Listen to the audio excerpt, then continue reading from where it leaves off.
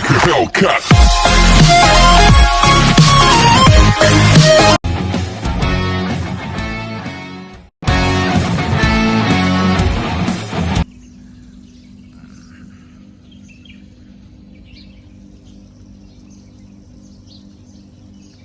8:45 in the morning, guys. Good morning sa inyong lahat. Didilig lang ako kasi nauna nagising. Rest day kami ngayon. Ito yung harapan ng aming bahay. Ayan, bahay namin, oh. Lahok pa. Dami kasing gamit. So ayan, text ko lang sa inyo yung tanim, mga tanim ni Jason, ang kasamahan ko rito, housemate. Meron ditong mga talong. Ayan, o, dumilaw na. Mais, may mga sili. Ayan, ang bunga na. May mga okra, magulang na rin. Tapos may kamatis. Para kami may bahay kubo. Bahay kubo sa disyerto. Diba? Nakaka-amaze din kung tutuusin yung kamay ni Jason. Eto, patola. Marami na kaming na-harvest dito. Malalaki siyang mamunga. Ayan guys, mga kamatis pa yan, oh. Yung iba nabulok na yung patola. Ito yung variety na patola na iba. Ayan, oh. May mga bago na uling lumilitaw. Pero grabe, lumalaki yan. Umaabot siya ng ano. Yung pinakamalaki naming na-harvest nasa 2 feet. 2 feet yung haba niya. May mas malaki pa nga sa kanya, eh. Andito, eh. Pakita ko rin sa inyo. Isipin nyo guys, ganong kagaling din yung kamay ni Jason.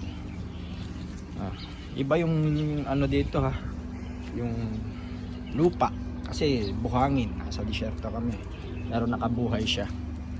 Yan. Dito sa kabila, andin mga okra, talong, yan, mga talong, halos araw-araw namumunga siya. Siguro ito na yung pinakamataas na dates na nakita ko. Ang tandaan ng puno niya, oh. Oh, taas. Ayan.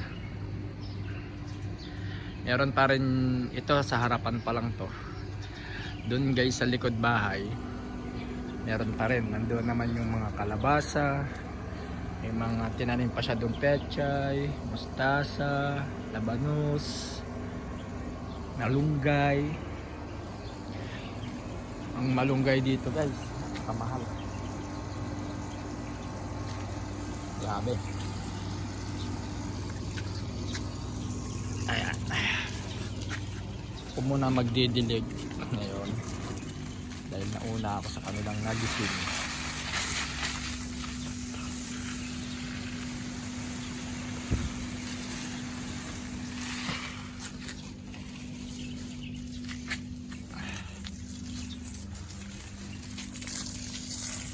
Ito malalaking chili.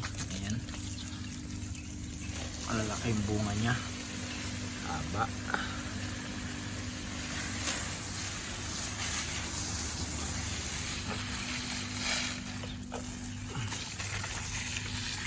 May mga ano din naman kami dito, halaman na pambahay, diba?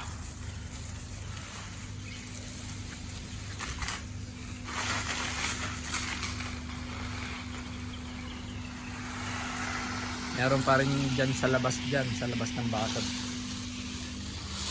May maisan pa rin.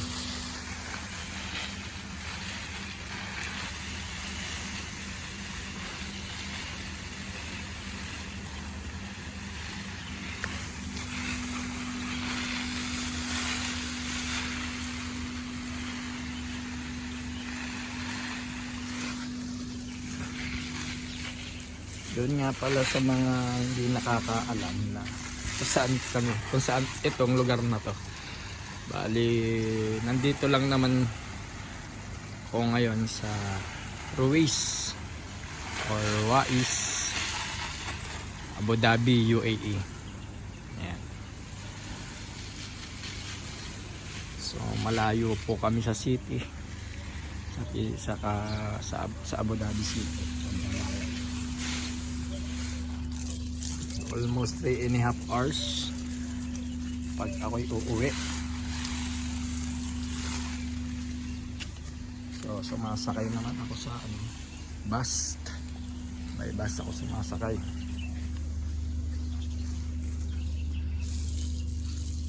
Dito ko nilagay ang mangyayari. Baka mabasa naman ako. Oo nga. Dapat mamaya tabip. Mano-mano na lang.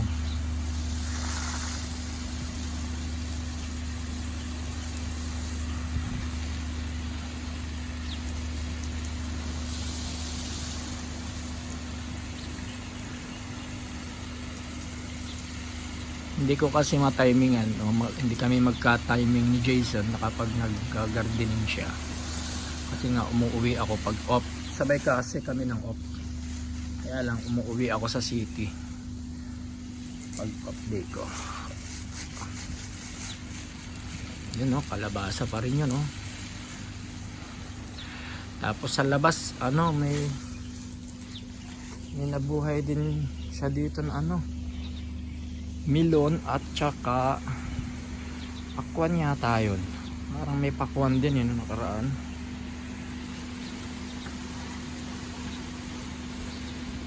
Magsa-summer na dito guys, malapit na mag-summer.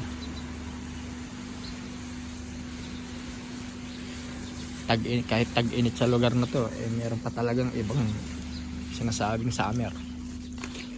Ewan ko kung kayanin ko pa yung init na yun. Pag mga 50-50 na ang sobrang init na nun.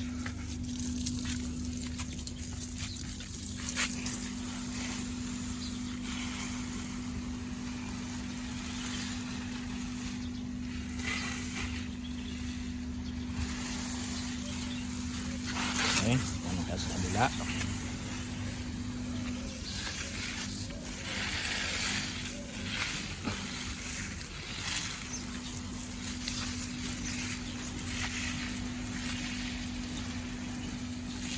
Bahay kubo sa disyerto. Kahit wala kaming kubo, ang tanim dito ay sari-sari. Yung sarili kong version ng bahay kubo. Bahay disyerto na lang. Sumabit naman yun. Sumabit pa si Pugi.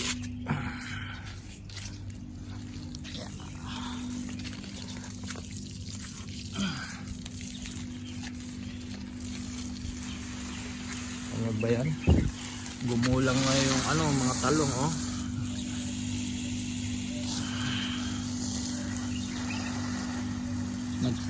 Nagsasawa na rin kayong mga ng talong. Prito, torta, ilalagay mo sa bulanglang. Ito naman pre, may mga kapitbahay kami dyan, hingin lang sila dyan, mamitas na sila, magkaya nila.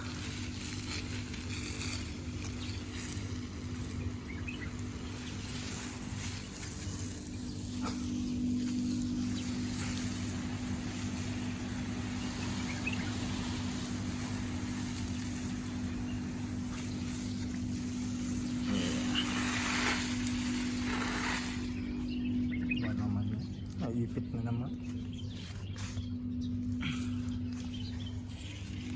Luma na kasi yung hose.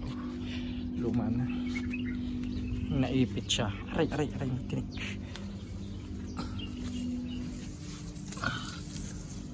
Bumaluktot ng konti. Ayaw na lumabas yung tubig.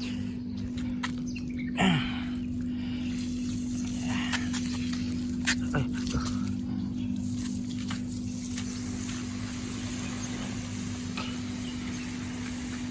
Tanyo dito, yun nasa loob ng namin, yun, ang laki ng patola. Doon na kasi siya gumapang sa itaas. Yan. Pero may bunga pa rin. Laki na nun. Yan yung mga nasa 2 feet na yan.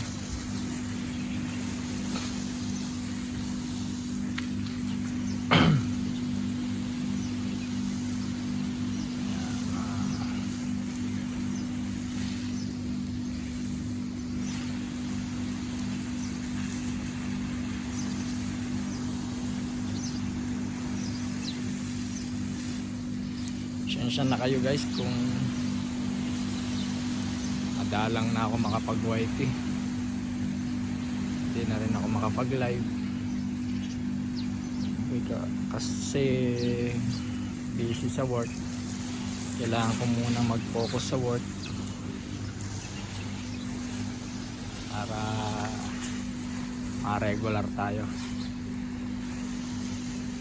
Under provision parang kasi ako eh.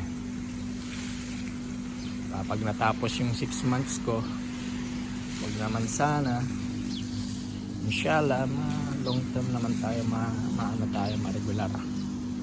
Kaya focus lang muna ako guys sa sa trabaho ko. Hirap kasi maghanap ng trabaho dito, kaya kailangan natin magano muna. Kaya nga atin mo nang samantalahin yung pagkakataon. Kahit iba nga dahil nga sa pandemic kaya nawalan pa ng trabaho, buti ako kahit pandemic may napasukan pa. Kita nyo naman last year almost 9 months akong walang trabaho. Grabe. Sandali.